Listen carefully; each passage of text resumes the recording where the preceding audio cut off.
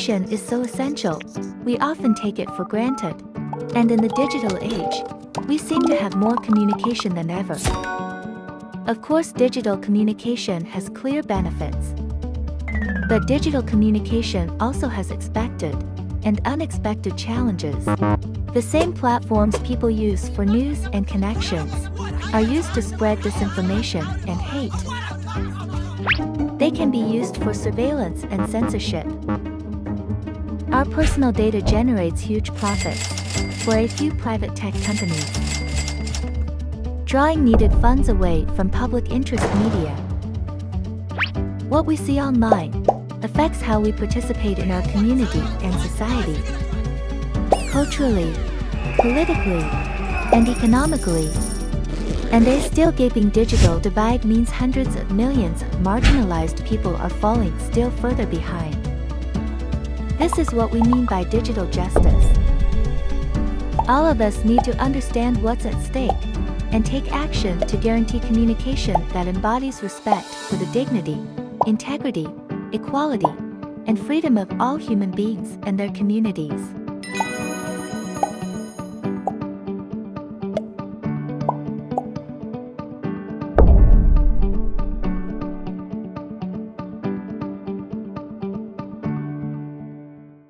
So welcome to our workshop, online workshop, and the launch of our guide on how to be a digital justice advocate. I'm Sarah Spiker. I work with both the World Association for Christian Communication and for the World Council of Churches on communication and human rights issues. And by joining this workshop, I'm guessing that you have the same questions and the same concerns that I have. That is as expressed in our little video about the challenges as well as the opportunities that come with the vast world of digital communication. It's great to see the greetings on the chat. Please feel free to keep using the chat to introduce yourself. It's great to see how vast, how wide we are when we're joining online to talk about digital justice, sharing this common interest across the world. We will have this short time of introductions, and then we'll have a panel joining me to discuss some of the key questions about our digital communication, our concerns.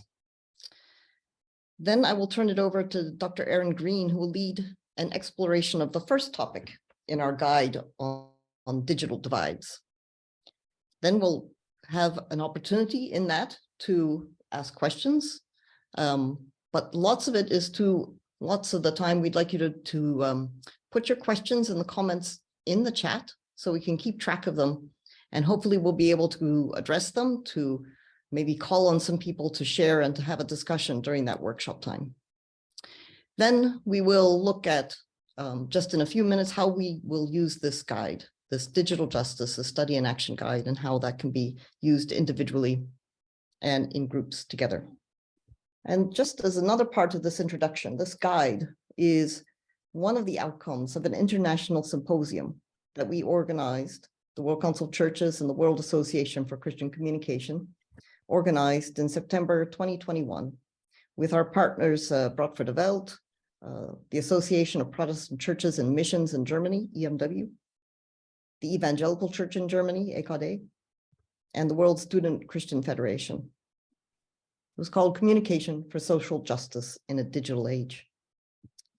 And while the idea of the symposium came up several years before the COVID pandemic, the pandemic and the explosive growth of our digital life has made the opportunities and challenges of the digital transformation more acute. So to unpack these issues a little bit, I'd like to invite three people to join me in a panel. And that would be Manoj Kurian, who is coordinator of the World Council of Churches Ecumenical Advocacy Alliance. Welcome, Manoj.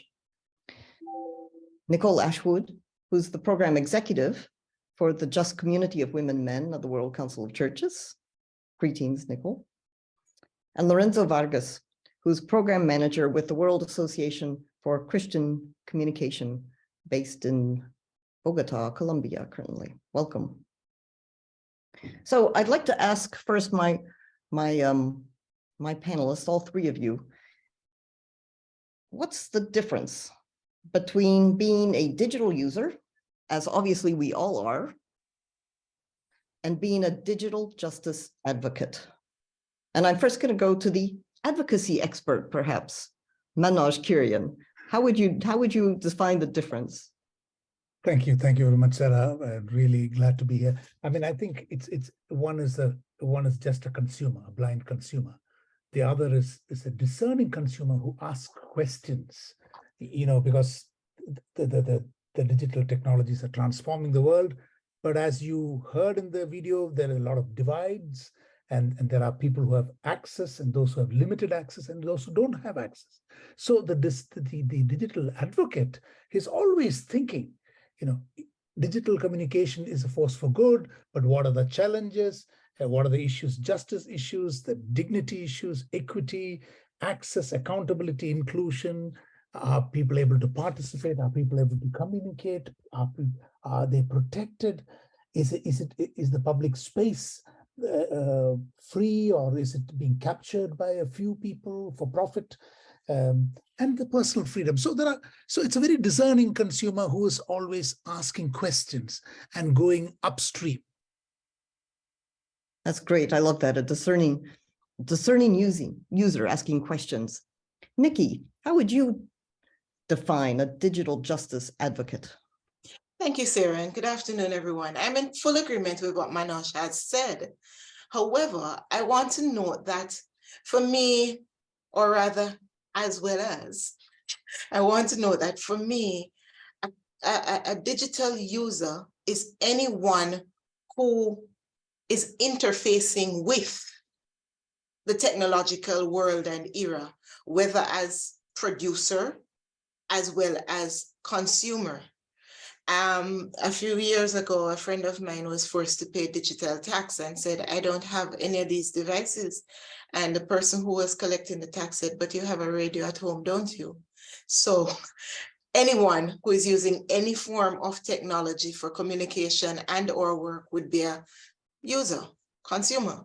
An advocate, as Manoj has stated, is one who is concerned about the justice elements of this, not only in relation to the equity and accessibility, but also in terms of ensuring that protection is put in place for the users, the families of those who are used, and even those who have been victimized in various ways by digital technology. And I'll say more about that later if there is time. That's great. Thank you.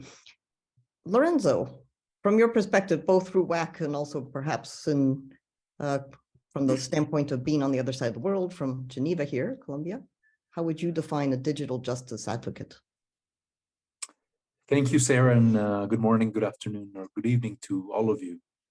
To me, the main difference between a user is somebody who's thinking about this from an individual point of view. How am I using? How am I benefiting? But an advocate is somebody who's thinking about the collective. That's key. And of course, the principle that drives collective work is solidarity. So how does this affect not just me, but my friends, my neighbors, my family, my society in general? And is everybody able to benefit from this in an equitable way? And more importantly, who is included and who is excluded? I think that as a guiding framework helps people become advocates. Great, thanks, Lorenzo. I mean, we can list perhaps, and Manoj and the video also listed a lot of possible issues for digital justice. But let's highlight a few. Nikki, maybe I could turn to you. What would most concern you in terms of digital communication? Thank you, Sarah.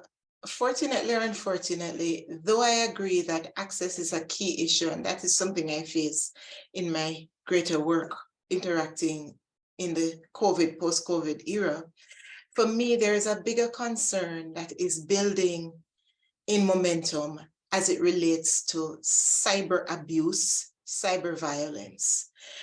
I have some very painful statistics, but before I jump into the statistics, which I'll try to keep brief, I want to note that at the beginning of the COVID pandemic, there was a report coming out of Eastern Europe that a mother was arrested, and I don't know if Manoj remembers that when we were on the team, for practicing cyber porn with her 3 children, all of whom were under the age of 10. I am not really wanting to discover what it is that she was caught doing, but unfortunately, cyber porn has been on the rise. And it is said that 59% of American teens have faced online bullying or harassment, which includes stalking, threats, and non-consensual sharing of intimate photos. We find that there is an increase in self-harm, depression as a result of cyberbullying. In Europe, the demographic of the 9 to 16-year-olds were the ones who most faced cyberbullying, cyber violence, cyber abuse. And by 2022, it was found that the most common type of bullying and cyber violence was mean comments, but there was laughing at people's status or screenshot, people being bullied because of their appearance, their intelligence or lack thereof, racism, sexual discrimination, financial difficulties, and religion. What was interesting to me was discovering that in New Zealand, one of the main groups that faced victimization from online issues was a 66+ group, where there were more men reporting being bothered by cyber violence than women. And what we have heard is that in some spaces, it is sexual harassment and even human trafficking using that space. And that is a great concern to me. Gender-based violence is very real, and the opening up of communication highways has exacerbated that. Absolutely. So the issue of online violence is breaking out of some of these stereotypes that we have already in terms of how it happens in real life and how it happens online. So we are all involved. Manoj, maybe I could turn to you. What would most concern you regarding how we use digital communication? Yeah, I mean, well, there are many points in about the community's access issue. I will not touch. I mean, but let me focus on the challenge of the public space. You know, imagine, you know, you have a city and you have this large public square and a garden or a beach, public beach, and progressively this public beach is shrinking and it's being taken over by private enterprises. Similarly, you know, technology is not neutral. This framework actually conditions our lifestyle, our thinking, you know, and when more of this public space is taken over, then our minds are trapped and we become biased towards what the rich and the powerful want the consumers to believe. So the public protection of public space is a very important and extremely important. So, you know, are we getting accountable and balanced information? Is it being heavily censored? So there are various, that's a big challenge. So yeah, I will stop there. Absolutely. Lorenzo, maybe I could turn to you. I'm sure you could name quite a number of concerns that you have on digital justice, but what would be high on your list? Mute. Thank you. Thank you. Thank you, Sarah. And I echo, of course, what Nicole and Manoj have said. To me, the main thing is the concentration of digital power in a few hands, the hands of a few corporations, and the erosion of as Manoj said, public space. And to me, the main impact of that is a lack of trust that we're increasingly seeing in society, exacerbated by digital communication. You know, do we trust each other? Do we trust our neighbor? Do we trust the government? Do we trust the media? I think these are all questions that, you know, because of rumors and fake news and online violence and online misinformation and disinformation, you know, that trust is being lost. To me, that's one of the main concerns. I mean, when you're talking about the concentration of power into these huge technological organizations, but also how governments perhaps are using the power. It also comes down to, well, we are users, we are individuals. Do we have any power in this whole digital justice debate? Are we only making ourselves more anxious about how we use digital, the digital technology? Manoj, what do you think? Do we have anything that we can do? It's a very tough question to answer, because I think, you know, we are being conditioned actually. So how do we break free from it? I mean, you know, using other materials and also taking, you know, time off screen ourselves as a kind of vaccination against this, but also to ensure that, you know, that we get more people to be involved, you know. But there's huge, half the population is not connected. You know, you have much more men having smartphones. We have, you know, majority of the 80–90% of the web content is concentrated in 10 languages, where we have thousands of languages. So there's a lot of things that we can actually, once we make it, there is a more democratization of this, then you can protect, because you have a variety. You are not just having, you know, this is not a free market, actually, unfortunately. You know, it's being monopolized, as Lorenzo was saying.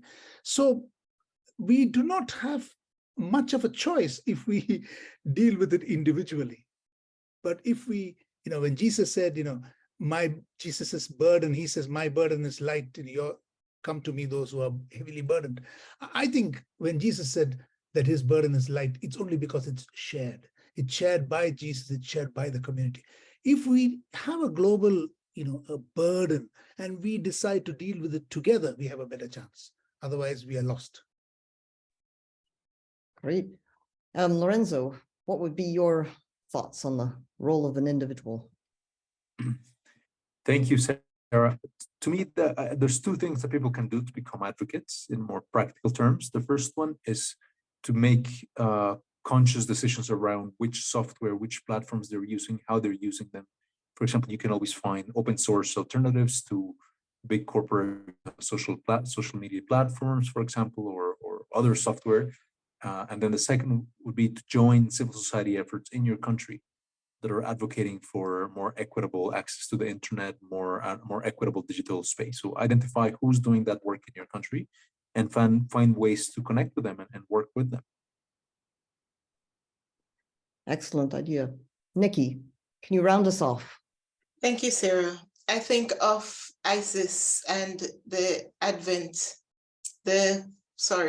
Islamic Spring, when young people got together using social media to overturn systems of injustice they felt within their context. It may feel that that was all about the collective, but each individual had to agree, as Lorenzo was saying, and in part as Manoj was saying, that we would be part of this movement. We need to be aware of some of the challenges that exist within the digital space, including scams, violence, abuse, etc. And note that Javelin Strategy and Research says that there is a big connection between bullying and identity theft. When we have learned, what do we do with the knowledge we have gained? How do we share the knowledge we have gained using the networks that Lorenzo mentioned, and more so coming together as a consumerist perspective, as Manoj is saying? It is critical for each of us to recognize that we have a responsibility to be part of the change we want to see in the world, and only in us working individually and collectively that change can happen. So work with the governments, work with civil society, work on our own, use our influence, because that is what power is. Taking advantage of the influence we have in our own spheres to make transformation on the larger scale. Thank you. Thank you to all three of you. In a short amount of time, you've captured a lot of the concerns, and you've given us practical steps to move from being a passive user to being a justice-oriented user online. So thank you. I'm going to move now to introduce Erin Green, who's going to lead us in our workshop for the rest of the time. Erin Green is a creative communications pro. I will validate that. And she's an expert in the social impact of artificial intelligence. Her recent projects include the coordination of the Changing the Narrative Journalist Training Program for the World Association for Christian Communication, and editing a global collection of essays on artificial intelligence, ethics, and higher education. Erin's originally from Canada, has lived in Belgium for 8 years and 1 day, but who's counting, I guess. But in this context, I would also like to point out that she is the author of our guide, The Digital Justice, it's a study and action guide. Erin, I'm happy to turn it over to you. Thank you so much, Sarah. That was a tremendous panel. And I think what each panelist offered was a teaser for another chapter in the guide. So if you're intrigued by what they were saying about public spaces and digital spaces and violence and fake information, this guide is really for you. I won't continue talking about those things. I'm going to talk about digital divides in a global society. I'm honored to be here as the compiler. I think I was a compiler more than the author, because it was really bringing together wisdom from across the WAC global movement and from the WCC, and pulling this all together in a way that I hope is accessible, and I hope that will be a conversation starter for you and a tool that you can take and adapt. So as I mentioned, I will be talking to you about digital divides in a global society. Next slide, please. So we just have a short time together, and I will start my timer, and I will talk a little bit. I will provide some orientation to the content and the information that you might find in the guide to give you a sense of what we're talking about when we talk about digital divides.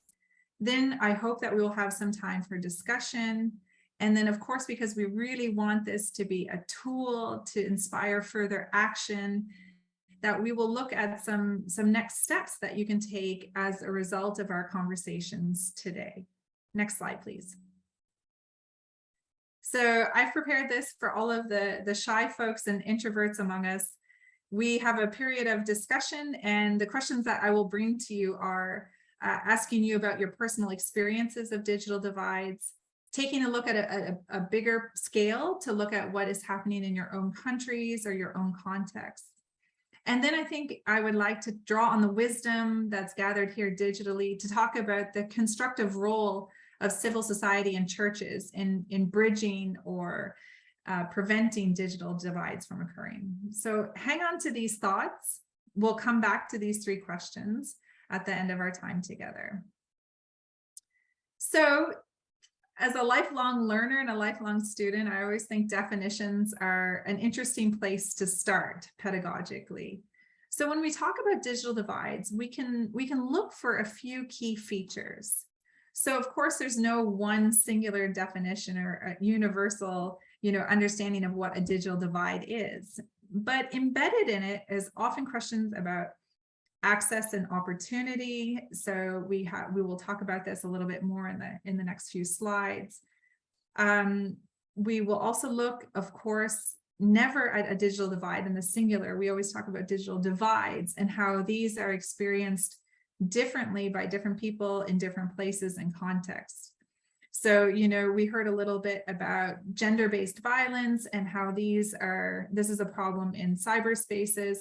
And of course, that's not going to be a universal experience for all women or all men everywhere. And so, of course, everything is going to look a little bit different based on the unique complexity of people and their cultures and their communities. So it's always important to never be too firmly attached to any one notion of the digital divide. When we talk about bridging divides or overcoming them or even preventing them, we have to talk about social, political, and technological shifts. So certainly when we look at the social and the political spaces, that's really room for civil society and advocacy. We need also good governance, we need regulation, we need, the voice of the people to be well represented in the democratizing of tech.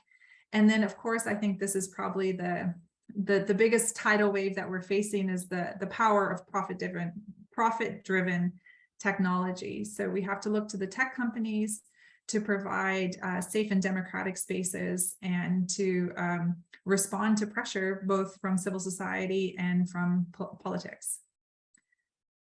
One other thing that's important to hold in mind when we talk about digital divides is that they can be the cause and result of inequity. So certainly what we see in offline spaces, or what some folks call real life spaces, is replicated online or is amplified online. And so any problem you see in the real world, you find it online. So systemic racism, gender issues, gender-based violence, any of these kind of social problems that we see, systemic problems, these are replicated in digital spaces. So these existing inequalities, these existing challenges to justice are mirrored in our online and digital communication technologies. On the other hand, digital communication technologies, the platforms and the tools, and how they're increasingly used in everywhere from healthcare to education and war and so on, those also cause new opportunities for injustice and inequality, along with positive constructive uses for the flourishing of all. So you can see, for example, that digital technologies, it's not so simple to say, okay, this causes a problem or this solves a problem. It's always a little bit on both sides. So then if we go to the next slide, we can see the working definition that we have offered to you in the guide. So we see that digital divides are differences in access and opportunity created by digital technologies. These divides are compounded by social factors like class, gender, and race. Digital communication can create new divides or make existing ones bigger. It can also help overcome digital divides through open, affordable, and accessible technologies. So, like I said earlier, I think definitions are always a great conversation starter, and that they're meant to spark discussion, and that if you see things that are not represented here, or maybe you totally disagree with, that's a great place to start, discussing some of the assumptions about digital divides, what you think should be included here. So if you want to take a moment and write a response in the chat, you're welcome to do that. It will only enhance all of our thinking about what is and is not a digital divide.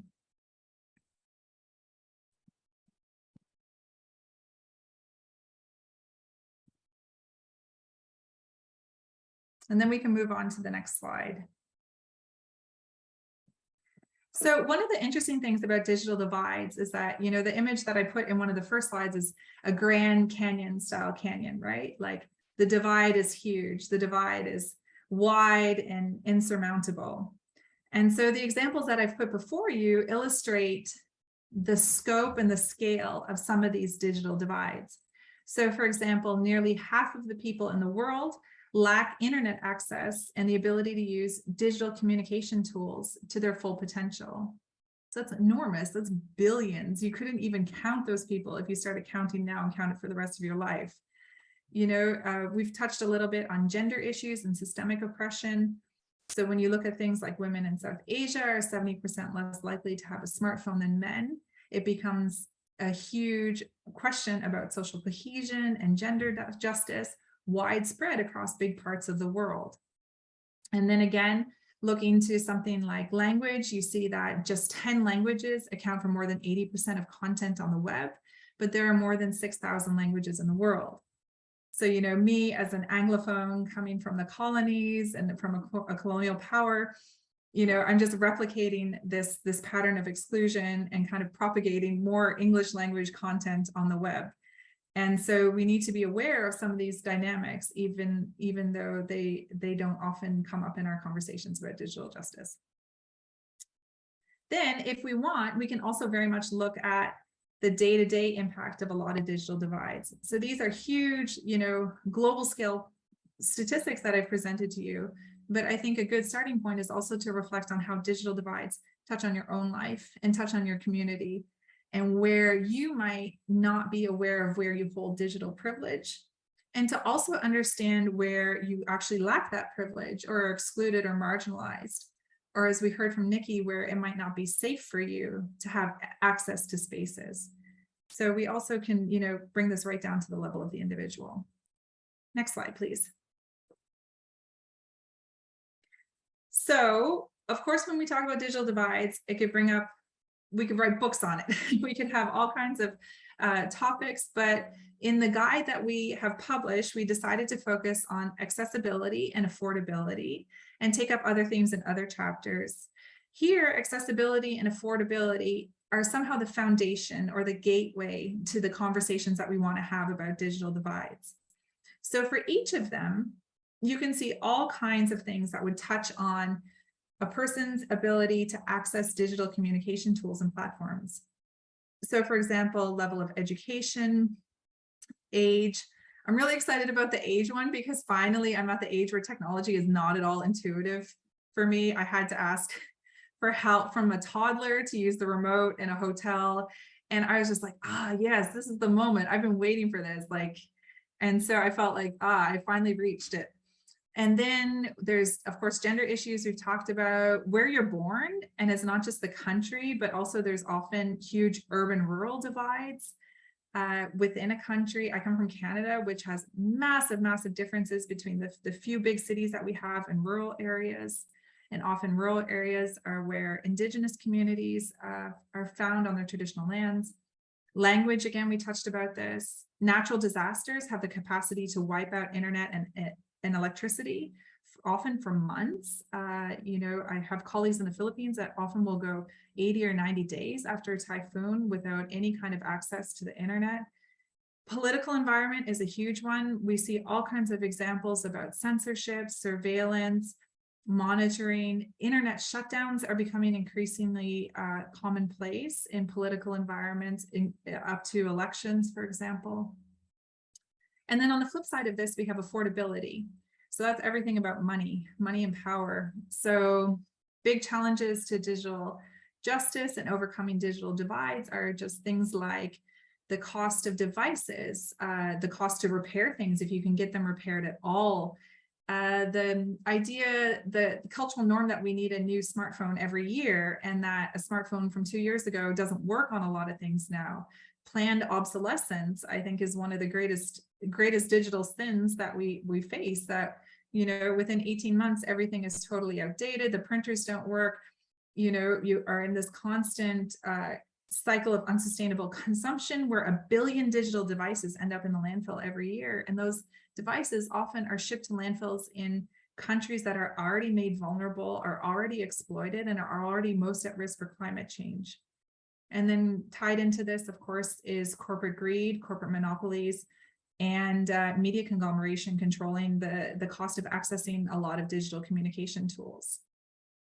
So underneath, I would say, what would you add to this? I think we can make this list, endlessly, infinitely long. And so I would love to hear some of the things that you would add. What would be your personal list about accessibility and affordability? I'm just going to look in the chat because there might be some interesting things to share with you. Sanctions, yeah, that's an interesting one. That's an interesting one. Sanctions, geopolitics in cyberspace. The question about addiction, yeah, and of course, folks too in prison who also have limited access to digital communication tools, so they become really cut off from digital spaces.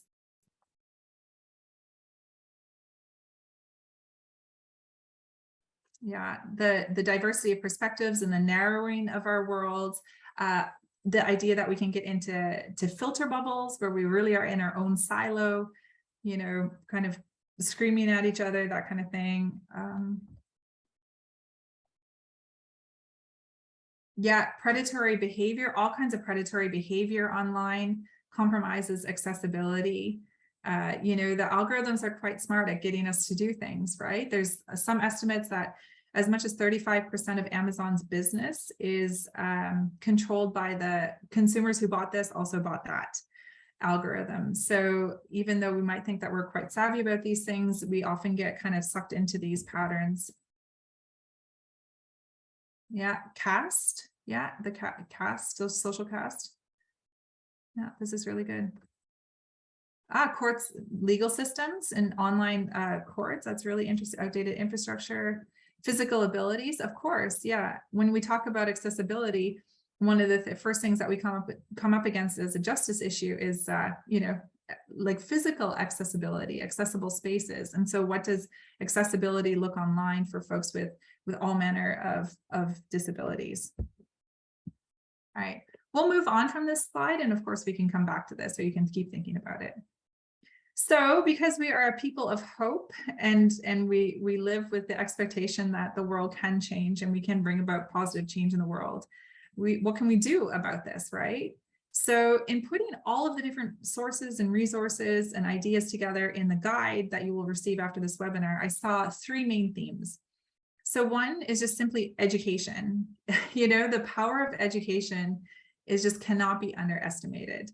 And when we talk about education in this context, it has 2 senses. So one is just education. So educate children, educate refugee children, educate girls, you know, make sure everyone has universal basic education, right? Because that empowers people to learn, to take control of their lives, to use digital spaces with confidence, to get jobs that allow them to access these spaces, and so on. So it encourages democratic participation in these digital spaces. So just education generally.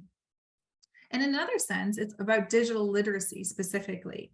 So part of what we're doing with this is kind of hoping to spark, you know, some excitement about learning about digital justice issues where there maybe might not have been, or forging connections. So digital literacy is also incredibly powerful in responding to the challenges of digital divides, and also forming a community, like a community of resistance, and to help kind of create safe places for people online and to bridge these divides.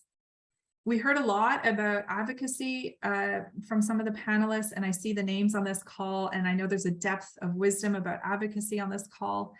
And so, of course, we can all take individual action, but it's the organization, it's the collective action that will really make a difference. And you can see this. You can see that the Campaign to Stop Killer Robots is making incredible progress, achieving their goal of getting a United Nations treaty on lethal autonomous weapon systems. And that is not something that would be an individual effort, right? But that was coordinated, and it takes time, and it takes time to get momentum. And so you do see these really powerful case studies of hope, where coordinated advocacy action can affect change that will bridge digital divides. And finally, make connections. You know, one of the things that I think has been a struggle for the last 10 or 20 years, it's less so now, is that folks don't see digital justice issues as being relevant. They don't see it as a pressing concern. So, you know, right now the world's attention is on Egypt with the UN Climate Change Conference, where it should be, but people don't understand the link between digital justice and climate justice. And people don't see the links between racial justice and digital justice. So what I would encourage everyone to do is to find these connections, to make these connections. See where your passions have a digital justice concern, to see where systemic racism gets played out in digital spaces, to see how our digital consumption patterns accelerate climate change, and so on. So to forge the connections means that we don't have to reinvent the wheel, that we have the tools, the resources, we have the arguments already. We just need to move forward with an increasingly digitalized world. Next slide, please. All right, so enough for me from the time being. Let's turn it over. So I think the first 2 questions, asking you about what are your personal experiences of digital divides, and about the digital divides in your own countries and contexts, can kind of go together, right? That's a little bit of a sharing of your own experiences. And so what I would invite you to do is to put some things in the chat if you would like, If you would like to speak, we can open your mic as well. We just ask that you keep the interventions quite short because we only have about 10 more minutes in this part of the program.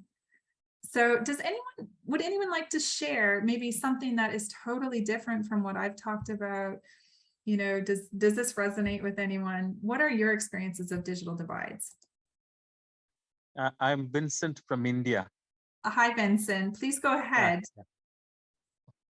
You know, when we were excited about when this digital, the whole thing was introduced to us in order that we will build up a community of people together.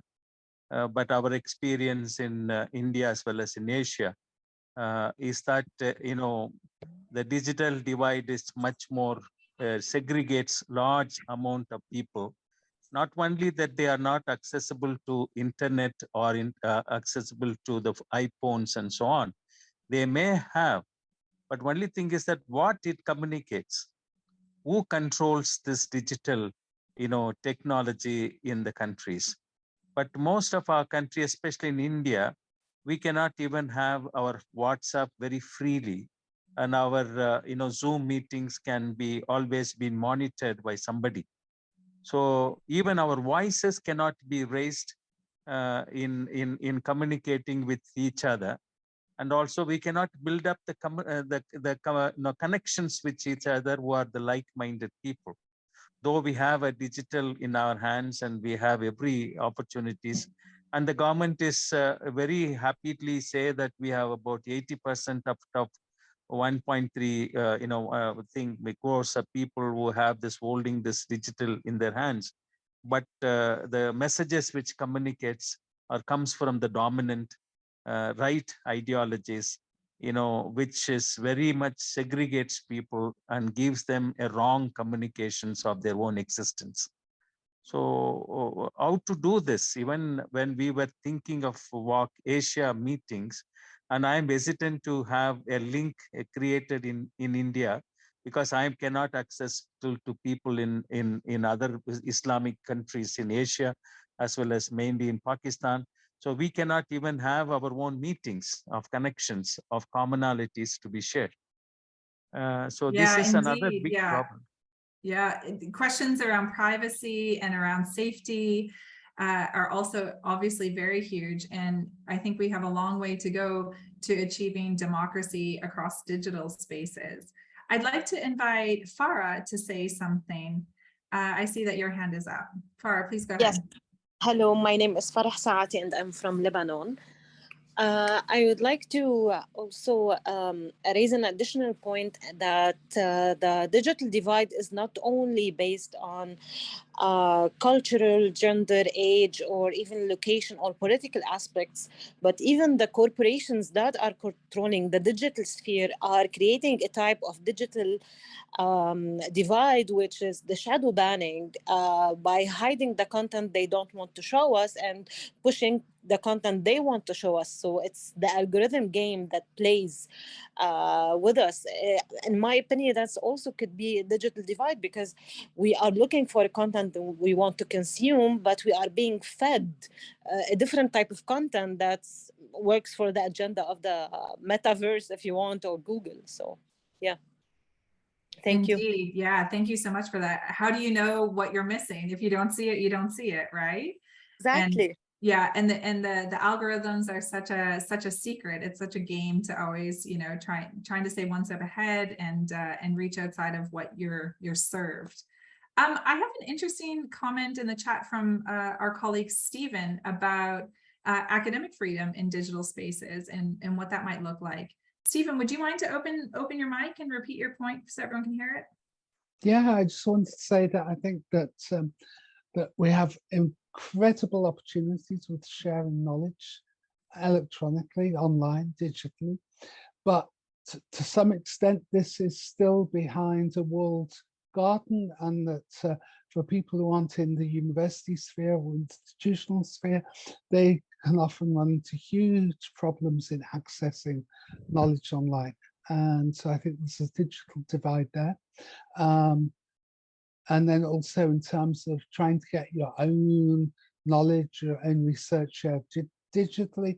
Of course, you can put it on your own online web page or share it with social media, but it's not quite the same as being shared with a recognized community of practitioners. So I think there's an issue there to think about as well. Yeah, thanks for that. I think, you know, the democratization of digital spaces is also, you know, about the democratization of knowledge, right? And I'm all for open access, anything. I saw a great comment from Anam Gill in the chat about privacy laws. And it was really interesting, I think, during the pandemic about how surveillance for pandemic enforcement purposes quickly became surveillance for law enforcement purposes in a lot of places. And I think that you know, government overreach and surveillance, of course, is a huge factor for a lot of folks. I'm just going to take a quick look in the chat, but unfortunately, our time is almost done. Sarah, do I have until 5:02? I have until 5:02. All right. So let me just take a quick look in the chat. Yeah, thanks, Sarah. So what if we talk then about the specific contribution that churches and civil society can make in bridging digital divides? Because what we really want to spark here is kind of a movement for digital justice. And one of the first steps is kind of bridging these divides among ourselves and taking concrete action in solidarity with each other. So I see a few folks on the call from my homeland in Canada, and I'm wondering if I can call on either of them to talk about the situation there, because, you know, Canada by a lot of appearances is a wealthy country, but we see huge divides, urban, rural, and also huge divides between Indigenous and settler communities, and that there's huge aspects of justice there. So I'm wondering maybe if Paul or Michael would be willing to comment about some of the issues that you see in Canada. This is Paul. I work for the Evangelical Lutheran Church in Canada, and you asked us to add new things, so I sort of thought you nailed them. But the urban-rural divide, I think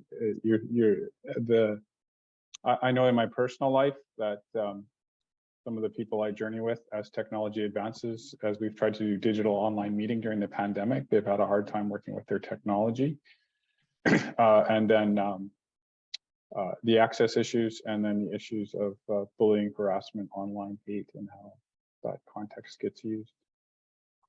Yeah, and I see Beth in Toronto has also pointed out that, you know, people are often so consumed with things in their day-to-day lives as matters of justice or even matters of survival, that taking on something as like digital justice or digital injustice seems like a bit of a stretch, like it's not pressing enough, it's not real world enough. So I think, again, that's somewhere where we need to help make connections and see how they're intertwined. Sarah, before we move on to the final recommendations and the last bit of this workshop time together, did you want to add anything? What do you think could be the role of civil society and churches in bridging these digital divides? It's been inspiring to see what people are writing in terms of the challenges and some of the commonalities that we need to bring together. You know, and I think of your 3 points: the educate, the advocate, and the connect. So how can we deal with some of even just on the digital divides issues? How do we deal with some of the complexity of the issues? For instance, a paywall. So one of the issues that was highlighted was research, knowledge can be behind a paywall. On the other hand, if you don't pay for something, this is a kind of adage in the digital world in particular, if you are offered something for free, then it's usually your data, which is the price. So in effect, there is nothing for free. So how can we keep being informed about the role of data protection, the importance of it, to advocate individually within the social media and the other tech companies about data privacy, but also work with others to say, how can we develop access? How can we develop a collective to make research and knowledge possible without harvesting our own private data. There were a lot of good suggestions, I think. Yeah, so as Stephen says, so if there's no free lunch, how can we share the cost of the lunch equitably? You know, so that's it's a great metaphor. So we continue to really think about that, and to want to harvest ideas in an ongoing basis, as we can continue the conversation, then actually take some actions. WAC and WCC and the organizations here take some actions together. That's our vision. Yeah, and I think one of the strengths of the guide is that we've included case studies. And I think case studies are wonderful because they illustrate that change and positive change for digital justice is possible, but it looks quite different from context to context and from problem to problem.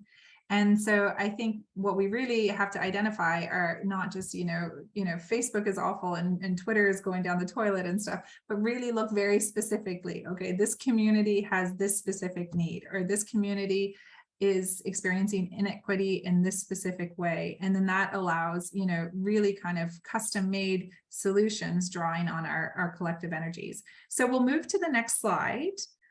And we'll take a look at some of the ways that we can keep this conversation going. So I've just put 3 little things here that I hope you will take away with you. We will email you the guide. So take the guide, make it your own, translate it, use it, share it. Everyone email it to their mom, to 2 of their friends, tell folks about it. There's all kinds of little starting points in this for you to use. So there's some short reflections on faith at the end. There's questions for discussion. There's the case studies. There's background information. There's resources. So please take this guide and make this the start of a great resource that we can use around the world. This guide is part of a much broader campaign, a much broader movement. You can find on the WAC Global website all of the resources for digital justice, of which this guide is just one. And it's fun stuff. It's crosswords, it's quizzes, it's cool things, it's accessible, it's entertaining. There's like infographics. You'll definitely want to check it out along with the digital justice guide. And then finally, I think for me personally, I always feel much better about the state of the world when I take some kind of action. So identify for yourself, and there's tips in all of these resources, things that you can do. So take 3 steps for digital justice. Take 3 steps in overcoming a digital divide today. At my feet is a laptop that I don't need. I can have it reformatted. I can find someone who needs to use it, and then they will have access to some of the things that I also have access to. Each one of us, I think, can dig around and find a way to act in solidarity, to take advocacy actions, and then we will kind of contribute to the momentum for global digital justice. And so with that, I will stop. I thank you so much for your attention and for your time. And really, please take my advice to heart to share the guide and spread it with your networks. Thank you. Thank you so much, Erin. I mean, you had a brief amount of time. You packed a lot of information and action. And I think that's also what the guide is also about. And it's really great to see then people wanting to actually really get into the guide. That's the point.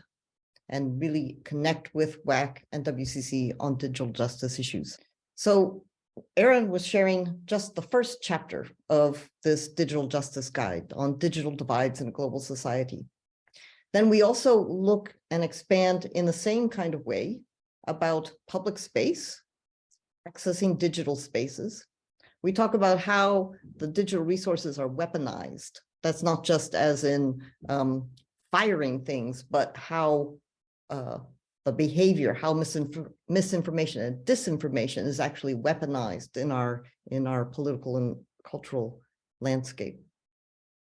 We look at surveillance, censorship, and privacy, and then we look at marginalized peoples and digitality. All through this, we want to recognize that there is strong opportunities with digital communication as well as these challenges. So we will, and if you go to the next slide, so when you go into this guide, which you can do individually. And I'm also putting a link directly to the study guide in the chat. And we will email the PDF to you. You can work on it individually and identify those next actions that you could take.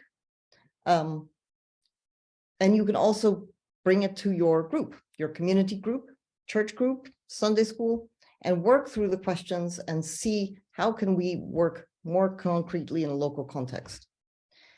But then if you have questions, if you have suggestions, if you want to link farther for some collective action, please, you can email me directly with my email address up there, but also check our websites, check the Digital Justice website that is also on the resource, because there are lots of ways in which we can join together, and you can join in WAC and WCC actions on particular ways that we can make our digital world more fair.